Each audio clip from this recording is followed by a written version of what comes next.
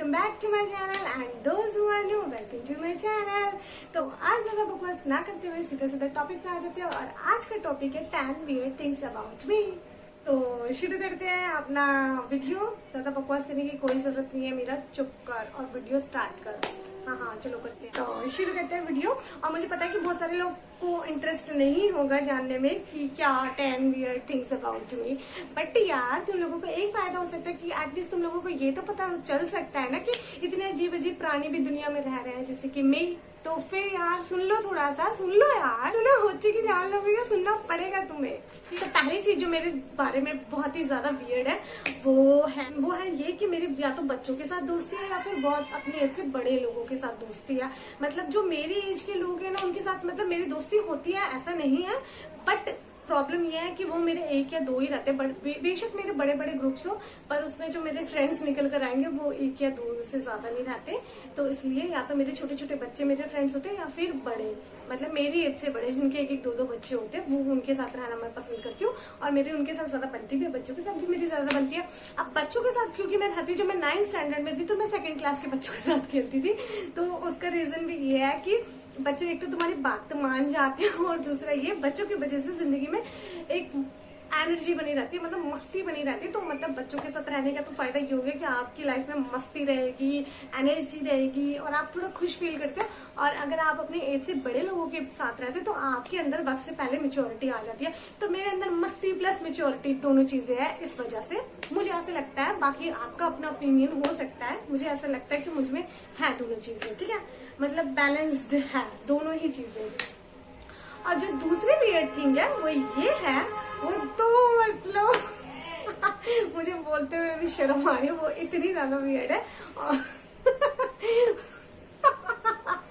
तो जो दूसरी वियर्ड चीज है वो ये है कि रास्ते में चलते हुए कहीं पर भी अगर मुझे एनिमल्स की पोटी दिख जाती है, कुत्ते बिल्ली की या इवन तो बच्चे की भी, तो मेरा खून ना ऑटोमेटिकली उल्टा चलने लगता है। और मतलब मुझे ना मतलब मुझे कुछ होता है, मतलब मुझे ना फिर वोमिटिंग आने लगती है और मेरा सर घूमने लगता है। मतलब इतनी ज्यादा मतलब अगर मैंने ऐसा कुछ देख लिया ना तो फिर मेरा पूरा दिन खराब। और मेरी बहुत सी सारी बहनों के बच्चे हैं जो कि ऑब्वियसली सी बात है बचपन में कहीं पर भी बच्चे पोटी करते थे तो वो जहाँ पे पोटी करते मैं वहां बैठती नहीं थी, मतलब मैं इतनी तुरंत निकलती थी ना। तो मेरी बहनें कहती थी कि जब तेरे बच्चे होंगे तब देखेंगे। अरे भाई अब मुझे में ये प्रॉब्लम है, मैं क्या कर सकती हूँ, मैं बच्चे की भी नहीं देख सकती, मैं कुत्ते बिल्ली किसी की नहीं देख सकती, मैं बस मैं गाय और बकरी की देख सकती हूँ। कितनी और ये चीज से मैं खुद भी बहुत ज्यादा परेशान हूँ।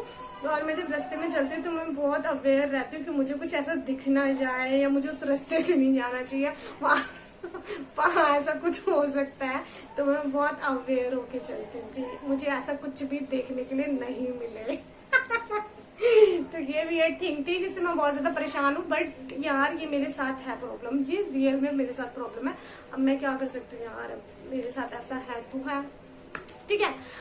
तो दूसरी वियर्ड थिंग ये हो गई। अब जो तीसरी अजीबोगरीब बात ये है कि मुझे मैरिज के लिए कोई एक्साइटमेंट ही नहीं है। मतलब जैसे लड़कियों को शौक होता है कि अरे हम लोगों को अपनी शादी में ये करना, ये पहनना, ये करना, ऐसे करेंगे वैसे करेंगे। मैंने आज तक कभी भी कुछ भी 1% भी नहीं सोचा कि मुझे अपनी शादी में क्या करना है, क्योंकि वो मुझे एक्साइटमेंट ही नहीं है अपनी शादी की। क्योंकि कहीं ना कहीं मेरे अंदर शादी को लेकर बहुत खौफ बना हुआ है कि शादी अच्छी नहीं होती, ये नहीं होता, वो नहीं होता, जो भी है। तो फिर मुझे शादी का कोई शौक नहीं है, इसलिए मैंने आज तक कभी नहीं सोचा। और जब लड़कियां मतलब सेम एज में कजन्स वगैरह बात करती है कि और मुझे अपनी शादी में ये करना, तो मेरे दिमाग में ख्याल चल रहा होता है कि यार ये लोग पागल है या मैं पागल हूँ। तो मुझे कभी कभी लगता है यार ऑब्वियसली सी बात है मैं ही पागल हूँ, क्योंकि बाकी सब लोग एक जैसा सोच रहे हैं। पर मैंने कभी नहीं सोचा, ये थी third weird thing about me, कि मैंने कभी भी नहीं सोचा कि मुझे अपनी शादी में क्या करना है, क्योंकि मुझे कोई एक्साइटमेंट नहीं है शादियों को लेकर। पर मुझे शादियों में जाने का बड़ा शौक है, दूसरों की शादियों में जाने का मुझे इतना शौक है तब मैं पूरा मतलब आपको कच्चा चिट्ठा लिख के दे दूंगी कि मुझे ये करना है, ये करना। पर मुझे अपनी शादी का कोई भी 1% भी क्रेज नहीं है। तो तीसरी जो वियर्ड चीज थी वो ये थी मेरे बारे में। अब आगे बढ़ते हैं फोर्थ पे, ठीक है। फोर्थ वियर्ड थिंग ये है, वो भी बहुत ही अजीब है कि आज तक मेरा कोई भी रिलेशनशिप नहीं रहा, तो इसलिए ब्रेकअप और पैचअप दोनों की खुशी और दर्द क्या होता है उस टॉपिक को लेकर, बाकी किसी को नहीं, इस टॉपिक को लेकर। मुझे नहीं पता कि मतलब लोग कैसा फील करते हैं कैसा नहीं, क्योंकि अगेन कि मुझे शादी का क्रेज नहीं है, इसलिए मुझे बॉयफ्रेंड का भी नहीं है आई गेस। तो या फिर मेरी कुछ डिमांड थोड़ी अजीब है शायद, इसलिए मेरा कोई रिलेशनशिप नहीं रहा, जो भी रीजन है। पर अगेन ऐसा नहीं है। और महल्ले वाले और मेरे कजन्स को मतलब ये है कि अरे लड़की झूठ बोलती है, झूठ बोलती है। ऐसा नहीं हो सकता कि ये सिंगल तो नहीं हो सकती भाई, सिंगल लोग होते हैं दुनिया में, हर किसी पे शक करना बंद करो तुम लोग, ठीक है। यार मेरी वीडियो में ना तो लाइटिंग अच्छी नहीं आ रही, मुझे अच्छा नहीं लग रहा। इतनी गर्मी में बैठी हुई ना, उस टाइम मैं वीडियो बनाने के लिए बर्दाश्त कर रही हूँ, इतना पसीना आ रहा है मुझे कि बस पूछो मत, ठीक है। ये 3rd तक हो गई थी या 4th तक हो गई थी, मुझे नहीं पता, तो मैं नेक्स्ट बोलूंगी। नेक्स्ट अजीबोगरीब बात मेरे अंदर है वो ये है कि मुझे लगता है कि वैसे तो मुझे कभी रिलेशनशिप में नहीं आना, ना मुझे शादी का भी कोई क्रेज नहीं है, बट अगेन कभी ना कभी तो वो दिन आना ही है कि शादी तो करनी है। तो मुझे लगता है कि वो जो 4th या 5th जो भी अजीब और गरीब बात है मेरे अंदर वो ये है कि मुझे शादी के लिए वर्जन गाय चाहिए और मुझे पता ही बहुत लोगों को बहुत अजीब लगेगा, बट ये मैं मतलब अब मुझे नहीं पता कि वो ऐसा हो सकता है या नहीं, पर मुझे लगता है कि मिलना तो चाहिए मुझे।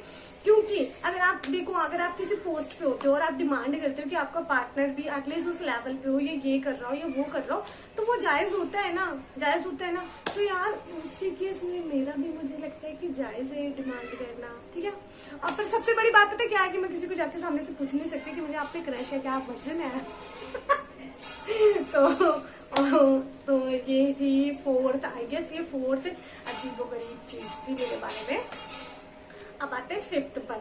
5th ये है कि मेरे जो मॉम डैड है वो दोनों ही राजस्थान से है, बट मेरा जन्म पालन पोषण सब कुछ दिल्ली में हुआ है, इसलिए एक चीज बुरी हो गई मेरे साथ कि मुझे राजस्थानी नहीं आती। और मैंने एक बार ट्राई किया था कि मुझे राजस्थानी सीखनी है एटलीस्ट अपने स्टेट की लैंग्वेज तो आप लोगों को आनी चाहिए, और वो अगर इतनी इजी है तो श्योरली तुम्हें आनी ही चाहिए।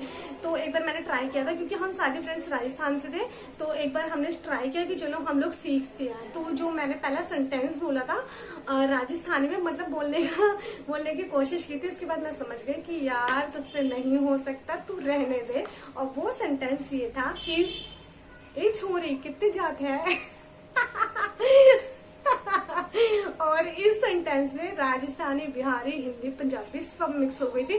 तो और उसका रीजन आई गेस यही होगा कि दिल्ली में सारे स्टेट से आकर लोग रहते हैं और सबकी अपनी अलग अलग लैंग्वेजेस होती है, तो वो मेरा सारा मिक्स हो गया। उस दिन के बाद मैं समझ गई कि मैं ये लैंग्वेज नहीं सीख सकती हूँ, चाहे वो कितनी भी इजी हो। तो ये थी 5वीं अजीबोगरीब चीज, ठीक है।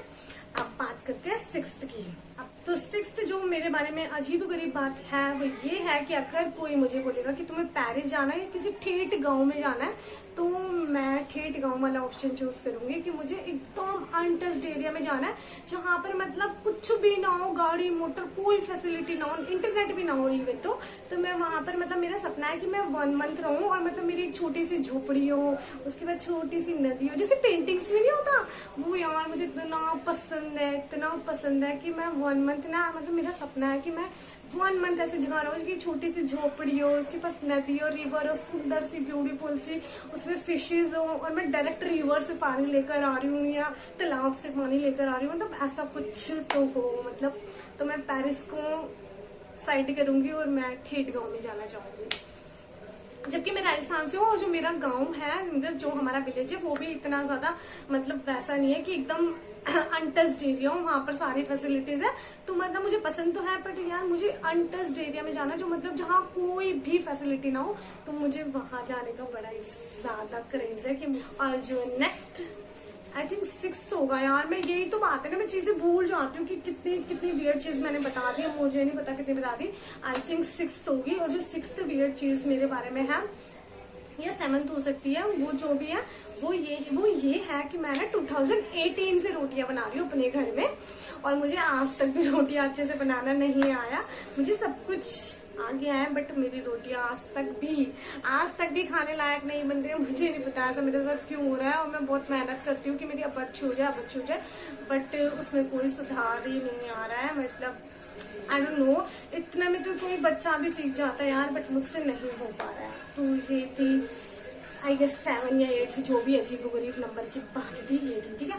और नेक्स्ट जो अजीबोगरीब बात है वो ये है कि मैं अंडर वेट हूँ और मेरा वेट 49 to 46 के बीच में रहता है। अगर मैं बहुत ज्यादा खुश हूँ और मैं अच्छा ब्रेकफास्ट ले रही हूँ सुबह में, तो मेरा वेट 49 kg हो जाता है, अदरवाइज 46। तो मतलब मैं इतनी परेशान हूँ कि यार मुझे कैसे भी करके अपना वेट एटलीस्ट 52 और 53 के बीच में करना है, बट नहीं हो रहा यार।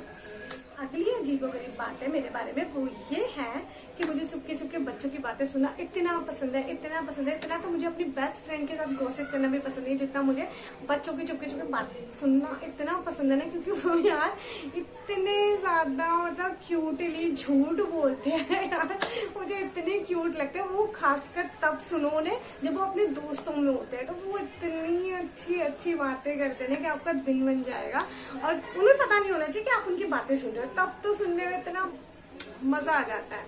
आई थिंक सारी की सारी मेरे बारे में जितनी मुझे याद थी वो सारी वियर्ड चीजें मैंने आपको बता दी हैं।